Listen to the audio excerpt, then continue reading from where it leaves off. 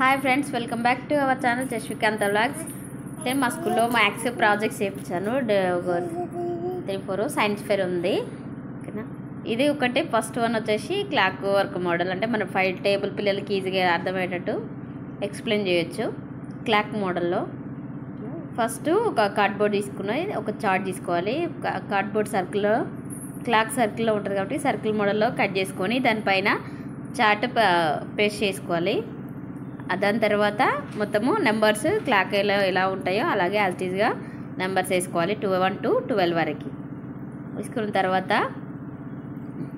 మనకి needles, ice cream sticks, ఎందుకంటే అవి నెంబర్స్ అతికించుకోవడానికి అనమాట. ఆ 5 టేబుల్కి ఏవైతే నెంబర్స్ వస్తాయి మల్టిపుల్స్, ఆ మల్టిపుల్స్ పేస్ట్ చేయడానికి ఆ sticks, ice cream sticks use చేసినాము. ఈజీ ఉంటుంది పిల్లలకి, ఎక్స్ప్లెయిన్ చేస్తే వాళ్ళకి తొందరగా అర్థమైపోతుంది. తర్వాత 2 నీడిల్ టైప్లో చార్ట్ కట్ చేసి ఇక్కడ మనం టైం రిప్రజెంట్ చూపించడానికి పెద్ద ముళ్ళు ఉంటాయి కదా, ఆ షేప్లో కట్ చేసి ఒక బటన్ పెట్టేసి దాన్ని అటాచ్ చేసిన తర్వాత ఇవి మల్టిపుల్స్ అనమాట. 5 టేబుల్ యొక్క మల్టిపుల్స్ ఆల్రెడీ సర్కిల్ షేప్లో కట్ చేసుకొని చార్ట్ ఆ నెంబర్స్ రాసి పెట్టిన. ఇప్పుడు నెంబర్ రాస్తున్నా.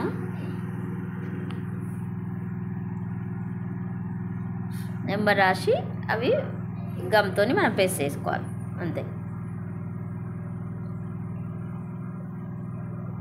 చుట్టూ వస్తాయి అవి, మంచిగా చూడడానికి కలర్ఫుల్గా కూడా ఉంటుంది, ఇంట్రెస్టింగ్ ఉంటుంది పిల్లలకి. చూడండి, ఇలా వచ్చేస్తుంది మనం నెంబర్స్ పేస్ట్ చేసిన తర్వాత. ఇది 5 టేబుల్ అనమాట. 5 1 5 5 2 ఒక నెంబర్ చూపిస్తే ఇంకొకటి నెంబర్స్ చూపించుకుంటూ 5 నెక్స్ట్ 1 5 2 5 3 5 4 ఇక్కడ ఆ లాస్ట్ ఐస్ క్రీమ్ స్టిక్స్కి పే చేసినవి అవి ఫ్యాక్టర్. 5 1 5 5 2 10 అనమాట నెంబర్ 10, 5 3 15, నెక్స్ట్ 20 25 అవి అట్లా పేస్ట్ చేసినారు సర్కిల్.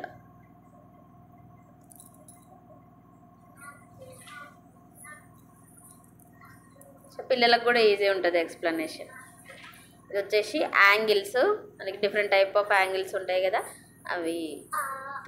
అది కూడా నేను అవి చార్ట్ కట్ చేసిన యారో మార్క్స్కి లాగా లైన్స్ వేసి కింద మళ్ళీ ఇంకొక చార్ట్ కట్ చేసి అది angle, a angle, acute angle, obtuse angle, straight angle, reverse angle, complete angle, total 6 type of angles paste చేసి. ఇది వచ్చేసి ఫ్రాక్షన్స్.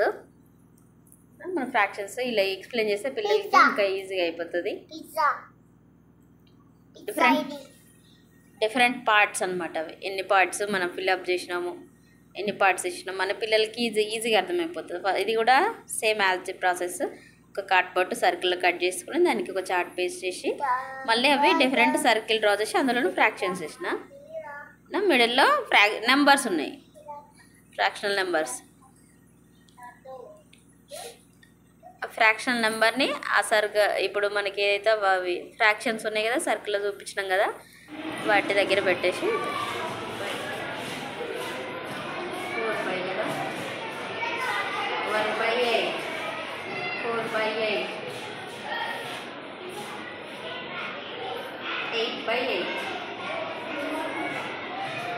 నెక్స్ట్ 6/8, 4 కదా, 4/8, 5/8.